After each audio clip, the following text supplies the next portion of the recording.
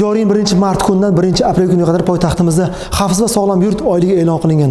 Mana shu oylik davomida ko'plab giyohvandlik moddalari bilan bog'liq holatlar aniqlanmoqda. Chilonzor tumanida Ichki ishlar vazirligi tarkibiy bo'linmalari hamda Davlat xavfsizlik xizmati xodimlari hamkorligida o'tkazilgan tezkor tadbir davomida fuqaroning yashash manzilidan o'tkir hidli o'tsimon modda borligi aniqlandi.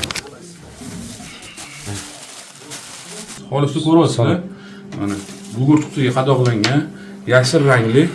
Bu jarayonda oldindan sotish maqsadida xufiyona tarzda yashirib qo'yilgan jami 45 dona gugurt qutilariga joylashtirilgan marixuana giyohvandlik moddasi, 2 dona elektron tarozi borligi aniqlanib, tegishli tartibda rasmiylashtirib olindi.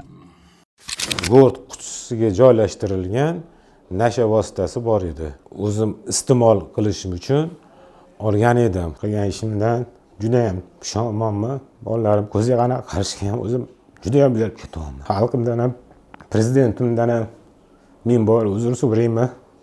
Bu holat boshqa qaytarilmasligiga va'da beraman. Meni kechiringlar. Aniqlangan giyohvandlik moddasining og'irligi jami 500 grammga teng bo'lib, huquqni muhofaza qiluvchi organ xodimlari tomonidan uning yurtdoshlarimiz orasida tarqalishining oldi olindi. Ushbu holat bo'yicha hozirgi vaqtda Chilonzor tumani ichki ishlar organlarini faoliyat muxlis boshqarmasi tomonidan jinoyat ishi qo'zg'atilib, hozirgi vaqtda dastlabki tergov harakatlari olib borilmoqda. Shahrimiz aholisi mehmonlaridan yurtdoshlarimizga belgilangan qonunlarga rioya qilishlarini so'rab qolamiz.